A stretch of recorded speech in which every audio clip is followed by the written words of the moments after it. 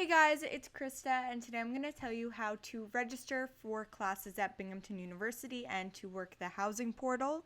This is a very confusing time, and so many students are messaging me with questions, and I thought I would let you guys know the easiest and quickest way that I've learned to register for classes because it can be so confusing, and with limited information given to you guys, I thought any other information can help you out. So first I'm going to show you how to register for classes. It took me so long to figure out how to get the perfect timing and the perfect class with the perfect teacher, and I'm just going to show you how I personally thought was the best way to do it. So the first thing you want to go into is Google and look up BU Brain, and it should be the first link. It's Binghamton's website, and when you get into that website, on the top left you're going to see BU Brain, and you're going to click that little icon, and it's going to bring you to a whole page of so many confusing parts. So I'm just going to explain a few important ones. So the most important one is the student tab. It gives you a clear direction to register for classes. So if you click registration, you have so many options, and I'm just going to explain some of them. So first you can go to College Scheduler, which will help you plan your schedule out. College Scheduler will help you add, drop classes, and make your schedule. And then at the end, you could click a button that says Generate Schedule, and it will give you all of your options for times and teachers for that course. So what you want to do is click Fall 2020 or any semester that you're planning to join in, and I would click select all campuses just so you get every option of a course available to you. And then it brings you to this page. Here are all my courses that I'm taking, and it is a sample page. So you can click add courses, click as many courses as you want, any subjects that you're interested in, search through the courses, and pick which ones you want to put in your cart. And once you add a course, you do not have to take that course. After you add all of your courses, you can choose the times and the teachers, and then you can put it in your registration cart. You click send to your registration cart, and then once you get to that cart, you will be able to click register. But you can add as many courses as you want for as many different times, and then once you click generate schedule, this little button, it will show you all of your options of schedules, and you could always remove a course if you don't want to take it. But adding as many courses as you think you're interested in and want to take is helpful, so you can see every single option that's available to you. If you are in a sport or a club, you can click add breaks, and you could just put in when you are not available to take a course, and it will eliminate that from even being an option, which is really nice. Now you see that little button generate schedules. If you click that, it will show you all of the options of schedules you can take with all the times and days based on the courses that you've added. So if you go back to the main page on the BU Brain, you can click College Schedule Registration Card. So once you add all those courses and pick a schedule, it will automatically send to your registration card, and you could click register if you are finished and want to register for them, and you could just save the card if you're still thinking and might add or drop a course in the future. But if it says web registered on the right, that means you are clear and you are registered for that course. The next thing you can do is click your academic transcript, and this can be useful. I used it to send it to a college near me so I could take a summer class, but sometimes you need to send it if you're going to take an internship somewhere or a job and they need your transcript. This is a very useful tool, and it will give you your transcript laid out. You could print it out, or you could just email it directly from this website to whoever you may need to send it to.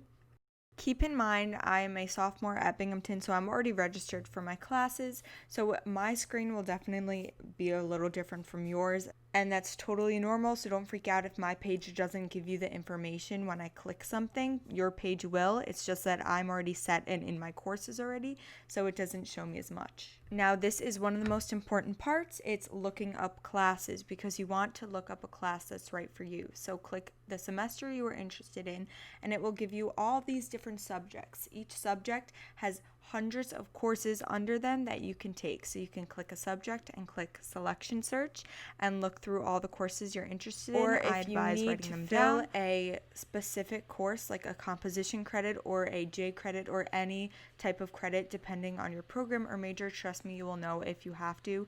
But I could tell you a little bit about that more later. You can do a more in-depth search and click exactly what I'm doing now, see composition course, click selection search, and it will tell you all the courses that fall under that category, so you're making sure you're getting that credit that you need to complete your degree. So once you click that and you click selection search, all of the courses under that subject or required credit will come up, so you can choose from them and then add them to your cart, which I showed you earlier in this video when you click add course. So I just want to make sure you understand what you're looking at. This CRN number is the number of the course. It defines what the course exactly is. So if you go to add course and you type in 24202, it will bring up that class, Confucianism in Korea, at that time with that teacher specifically. So it's an easier way to put in the course you want if you know exactly when you want it with who by looking at this page. It also shows you the subject, the course number, the section of the class, because there's multiple sections of each different course, how many credits you will receive by taking the course, the title of the course, the days and times that the course will take place. By the way, TR is Thursday and T is Tuesday. And also it shows you CAP, which is a capacity, how many seats they have in the class. ACT is the active amount of people that are in that class so far. And REM are the remaining seats open that you can take. So if a class has 3 REM, you might want to get on that or take a class that has 20 REM, so they have more seats open, so you have a better chance of getting in. And then wait is the wait list. If you are on a wait list, that's a totally different thing. And it also shows you the instructor of that course and the location of that course. And it shows you the general education. If it's a gen ed course, if it counts as different credits, it will let you know. So this course would count as a C credit. So once you've looked at that list, you can remember what that course was that you were interested in. Go to College Scheduler. Then you could click add course and directly add it in to your cart from there. Remember, that doesn't mean you have to take it. You could always remove it and click the X. So a life-saving tip that most students know, but not everyone knows. If you're at this page and you're looking through all of the teachers, there's so many different teachers for a course you may want to take. I advise you to go to Rate My Professor for Binghamton, and it will tell you every professor for every subject and give you a detailed description by students on them, so you know it's accurate. So click all my professors and then type in the subject you are interested in, or you could really just type in their name and it will show you. So I'm taking a random person, Sarah Rebecca Marcus, and I'm going to type her name into the Rate My Professor and see what comes up.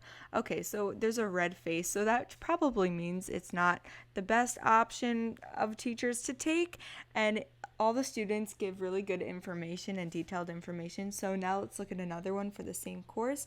Michael, let's see if he's good for biology. And it could just help you compare different teachers and what works best for you, because students let you know if it's test-based or writing-based, so it could really help you out and make sure you get the best education in the best way of learning that's possible. So some helpful things: it shows you their level of difficulty out of 5 based on all the students' ratings. It shows how many people would take the course again, if you need a textbook, how hard it was, if people said he was boring or if he was nice, and what to beware of, pop quizzes or pop tests or anything like that. It really gives you so much information that helped me so much when trying to make a schedule. I definitely would put all your teachers in this and just compare and compare.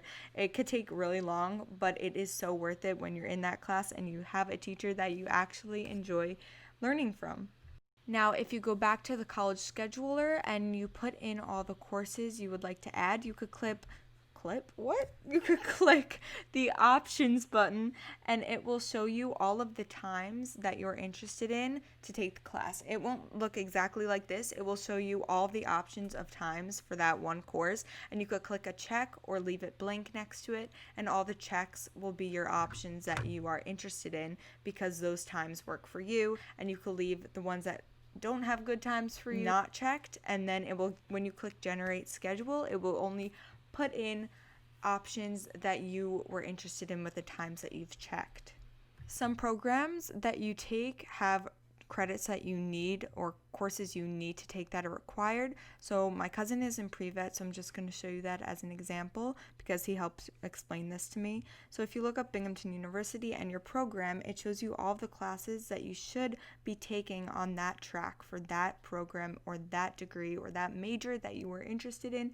So you don't have to take all of these, obviously. I would take one or two or three, and then have an elective or something towards a minor for your other classes because you cannot take all four based on your program requirements. That will be so overwhelming. I mean, you could if you're like super smart, but no one really does that I know of. For example, you see I'm looking up the Binghamton School of Management.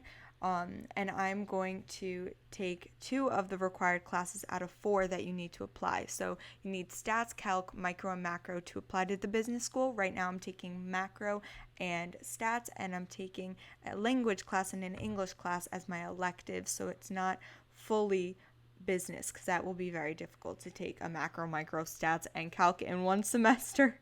So if you're a freshman going into Binghamton or a new student, you are automatically put into the Harper School of Arts and Sciences, and that's just like the basic what you're put into. But if you want to do business, like I have to apply to the School of Management, or if you want to do nursing and you want to apply to this school, Decker School, switching to that college within Binghamton University, not college, but they call it the different schools, you have to do an intra-university transfer. It's an IUT, so I have to do that to change from Harper to the business school. You can also look up those different schools within Binghamton University to get more information about them. So for example, I'm looking up the School of Management, and it shows you the degrees offered, the tracks you could take, the different classes you should be taking while in this school to make sure you are on track and where you need to be. I also been getting a lot of housing questions, so you could directly look up Mountain View College, any of the communities in Binghamton. It will give you a description of each community and what they entail, what the suites are like, what type of rooms they have, the traditions that go on there, and so forth.